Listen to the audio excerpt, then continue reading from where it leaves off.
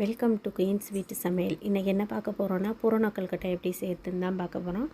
வெடிப்புகள் இல்லாமல் பளபளன்னு ரொம்ப அழகாக எப்படி செய்யறதுன்னு தான் சின்ன சின்ன டிப்ஸோடு பார்க்க போகிறோம். இந்த வீடியோ பிடிச்சிருந்தால் லைக் பண்ணுங்கள், ஷேர் பண்ணுங்கள், கமெண்ட் பண்ணுங்கள். அப்படியே எங்கள் சேனலை சப்ஸ்கிரைப் பண்ணுங்கள். வாங்க எப்படி செய்யுதுன்னு பார்க்கலாம்.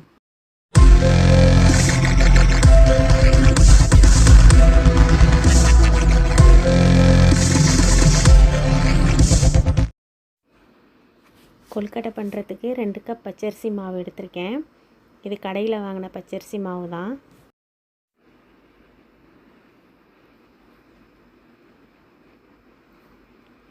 ரெண்டு கப் பச்சை தண்ணி சேர்த்துக்கலாம். வெந்நீர் வேண்டியதில்லை, பச்சை தண்ணியே சேர்த்துக்கலாம்.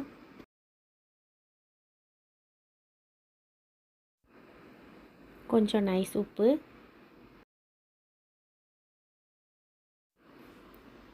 ஒரு ஸ்பூன் தேங்காய் எண்ணெய் சேர்த்துக்கலாம். தேங்காய் எண்ணெய் சேர்க்குறதுனால டேஸ்ட்டு மாறும்னெல்லாம் ஒன்றும் நினைக்க வேண்டியதில்லை. டேஸ்ட்டு ரொம்பவே நல்லாயிருக்கும், வாசமாகவும் இருக்கும். கட்டிப்படாமல் நல்லா கரைச்சி விட்டுக்கலாம்.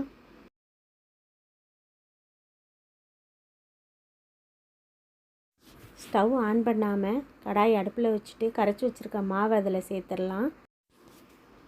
இப்போ ஸ்டவ் ஆன் பண்ணிவிட்டு கைவிடாமல் கிண்டி விட்டுக்கிட்டே இருக்கணும். ஸ்டவ்வை ஃபுல்லாக வைக்காமல் மீடியம்லேயே இருக்கட்டும். கைவிடாமல் கிண்டிக்கிட்டே இருக்கணும், இல்லாட்டி கட்டி பிடிச்சிரும்.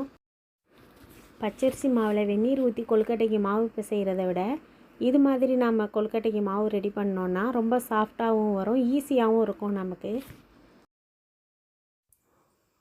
இது மாதிரி கொழுக்கட்டைக்கு மாவு ரெடி பண்ணணுன்னா சீக்கிரம் கெட்டு போகாது, சாஃப்டாகவும் இருக்கும். ஒரு 12 மணி நேரத்துக்கு சாஃப்டாக கெட்டு போகாமல் ரொம்ப நல்லாயிருக்கும்.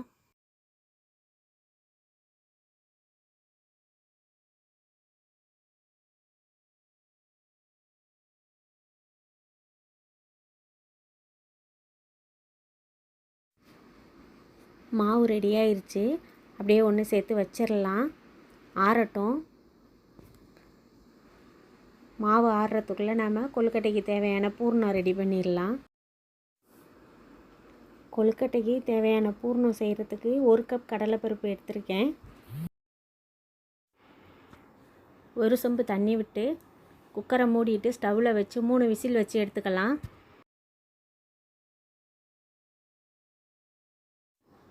மூணு விசில் வந்துருச்சு. கடலைப்பருப்பை எடுத்து விரலில் அழுத்தம் கொடுத்து பார்த்தோன்னா உடையணும், ரொம்ப வேக வேணாம்.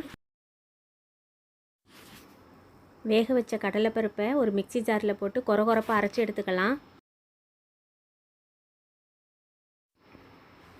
கடலைப்பருப்பு அரைச்சாச்சு, உதிரி உதிரியாக இது மாதிரி இருக்கணும். கடாய் அடுப்பில் வச்சு சூடானதும் 1 கப் வெல்லம், 1 கப் தண்ணி விட்டு பாகு ரெடி பண்ணிக்கலாம். கம்பி பதம் தேவையில்லை, வெல்லம் கரைஞ்சா போதும்.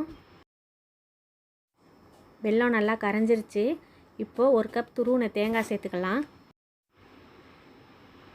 பாகில் ஃபஸ்ட்டே நம்ம தேங்காய் சேர்க்குறதுனால பூரணம் சீக்கிரம் கெட்டு போகாமல் இருக்கும். வாசனைக்காக 1/2 ஸ்பூன் ஏலக்காய் தூள் சேர்த்துக்கலாம். கொஞ்சம் நைஸ் உப்பு சேர்த்துக்கலாம். நல்லா கலந்து விட்டுட்டு அரைச்சி வச்சுருக்க கடலைப்பருப்பு இதோடு சேர்த்துடலாம்.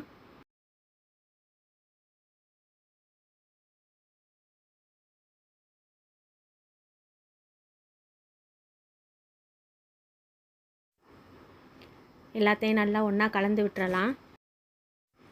1 நிமிஷம் அப்படியே கிண்டிகிட்டு இருந்தோன்னா கரெக்டாக பக்குவமாக வந்துடும்.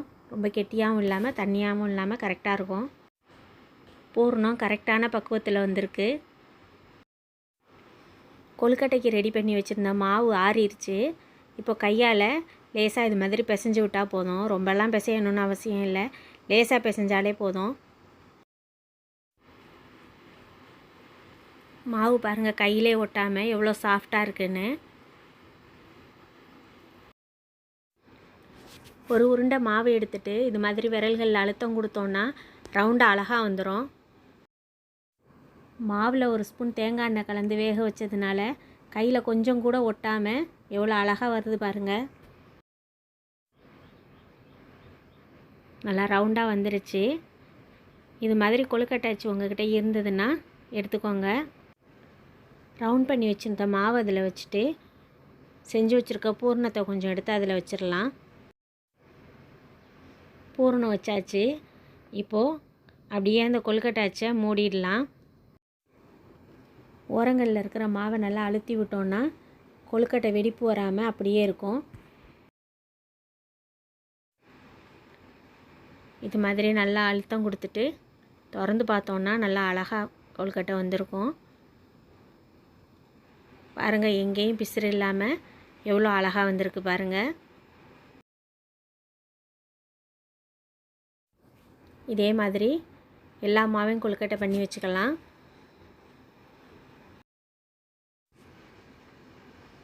கொழுக்கட்டை அச்சு இல்லைன்னா மாவை ரவுண்ட் பண்ணிவிட்டு சென்டரில் பூரணம் வச்சு ரெண்டாக மடித்து ஓரங்களை அழுத்தி விட்டோன்னா கைகளிலே ரொம்ப ஈஸியாக அழகாக கொழுக்கட்டை பண்ணலாம்.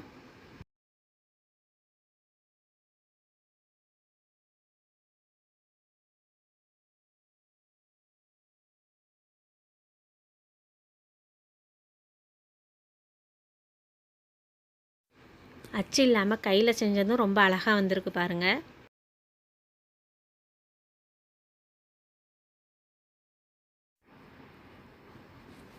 எல்லா மாவையும் கொழுக்கட்டை பண்ணி வச்சுக்கலாம்.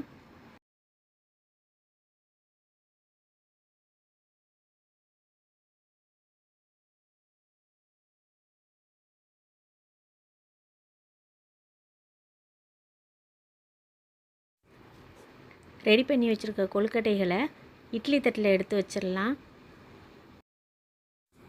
இட்லி பாத்திரத்தை அடுப்பில் வச்சு 2 செம்பு தண்ணி விட்டு தண்ணி கொதித்ததும் இட்லி தட்டில் ரெடி பண்ணி வச்சுருந்த கொழுக்கட்டைகளை வச்சு ஒரு 5 நிமிஷம் வேக விடலாம்.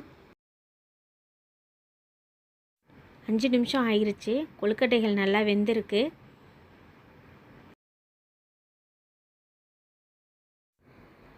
கொஞ்சம் கூட வெடிப்பு இல்லாமல் பளபளன்னு அழகாக வந்திருக்கு பாருங்கள் கொழுக்கட்டை. நீங்களும் இதே மாதிரி செஞ்சு பிள்ளையார் சதுர்த்தியை ரொம்ப ஹாப்பியாக செலிப்ரேட் பண்ணுங்கள். தேங்க்யூ.